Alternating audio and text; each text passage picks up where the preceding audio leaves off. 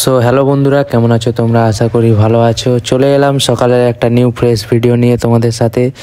আজকে এখন আমরা বেরোবো, তো দাদাকে বললাম যে আমার দেরি হচ্ছে, তাড়াতাড়ি অনেক দেরি করে দিল। কি রে ভাই, গাড়ি স্টার্ট নিচ্ছে না। সো ফাইনালি গাইস গাড়ি স্টার্ট করে বেরিয়ে পড়েছি। সো গাইস যেখানে গাড়িটা ছিল গাড়িটা রেখে দিয়েছি, এখন আমরা যাব এই বাইকটাতে। তো দেখতে পাচ্ছ আমি খুব এক্সাইটেড।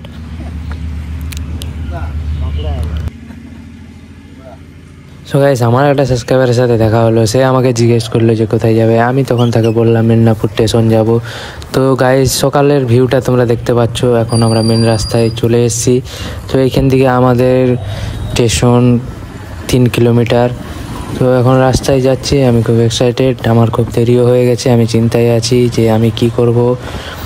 তো যারা যারা আমার চ্যানেলে নতুন আছো চ্যানেলটাকে প্লিজ সাবস্ক্রাইব করে দিও আর বেল নোটিফিকেশন অন করে দিও যদি এরকমই লেটেস্ট ভিডিও। আর ভিডিওটা যদি ভালো লেগে থাকে অবশ্যই একটা কমেন্ট করে লাইক করো।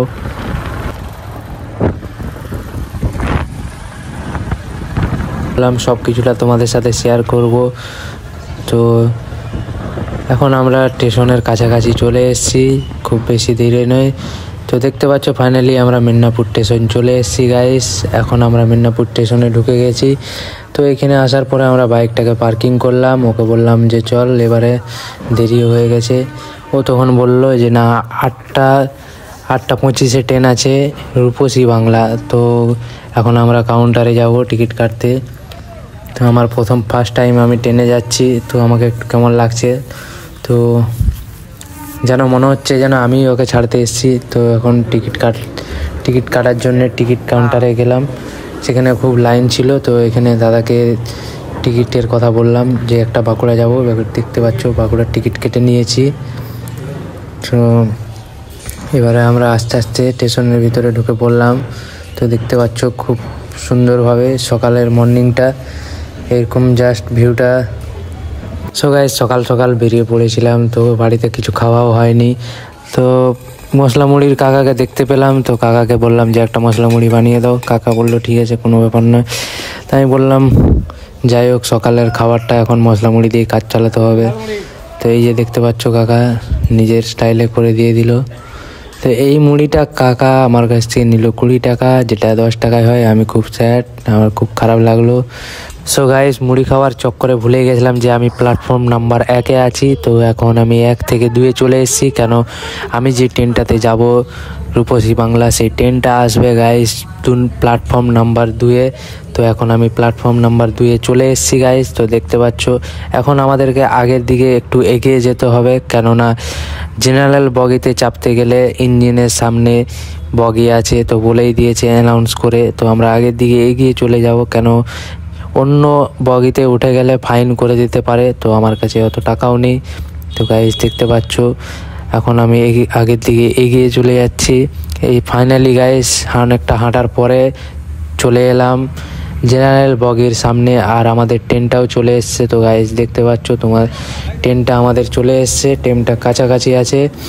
তো ফাইনালি গাইস ট্রেনটা আমাদের চলে এসেছে। এই ট্রেনটা হলো রূপসী বাংলা সুপারফাস্ট।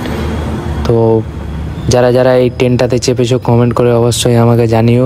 তো ফাইনালি গাইস ট্রেনটা দাঁড়ানোর পর আমরা তাড়াতাড়ি উঠে পড়লাম। উঠার পরে মনটা যেন শান্তি হলো যে না, চেপে গেছি।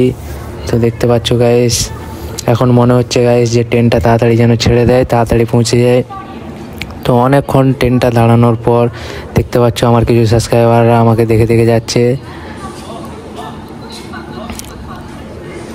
তো গাইস ট্রেনটা ছাড়বে কখন, আমি খুব এক্সাইটেড। মনে হচ্ছে যেন আমি হেল্পারি করে দিই, যাও যাও যাও আগের দিকে এগিয়ে যাও। তো ভিতরের পজিশনটা দেখতে পাচ্ছ গাইস, সব ঠান্ডা, শীত পড়েছে। তো ফাইনালি গাইস ট্রেনটা ছেড়ে দিয়েছে। দেখতে পাচ্ছ গাইস কিছু ভিউ। তো মেদিনীপুর বাই বাই। মেদিনীপুর থেকে চলে এলাম আমরা বিষ্ণুপুর। এটা হচ্ছে বিষ্ণুপুর, দেখতে পাচ্ছ গাইস বিষ্ণুপুর স্টপেজ। তো এইখান থেকে এর পরের স্টপেজটা হলো বাঁকুড়া স্টপেজ। তো আমরা ফাইনালি বাঁকুড়া চলে এসেছি, এটা হলো বাঁকুড়া স্টেশন। তো আমরা ট্রেনটা থেকে নেমে গেছি। তো ভিড় দেখতে পাচ্ছ গাইস কেমন কি ভিড়। আমরা এই ট্রেনটাতে এসেছিলাম রূপসী বাংলা সুপার ফাস্ট। তো তোমাদেরকে এই পাশটাই দেখায়, এই পাশটায় ট্রেনটা দেখালাম, এই পাশে দেখায় যে এইখানে বোর্ডটা দেওয়া আছে, সাইন বোর্ডটা বাঁকুড়া স্টেশন। তো যাই হোক, বাঁকুড়া আমরা পৌঁছে গেছি ফাইনালি। তো এখানে দেখতে পাচ্ছ কত বাইক পার্কিং করা আছে, কিন্তু এখানে আমার একটাও বাইক নেই গাইস। আরেকটা যেটা ইউনিক জিনিস দেখলাম সেটা হলো এই ট্রেনটা আগেকার ইঞ্জিন, যেটা কয়লাতে চলতো গাইস। তোমাদেরকে সামনে থেকে যেয়ে দেখাচ্ছি, ট্রেনটা খুব দারুণ। এটাকে একটা মিউজিয়ামের মতন সাজিয়ে রেখেছে।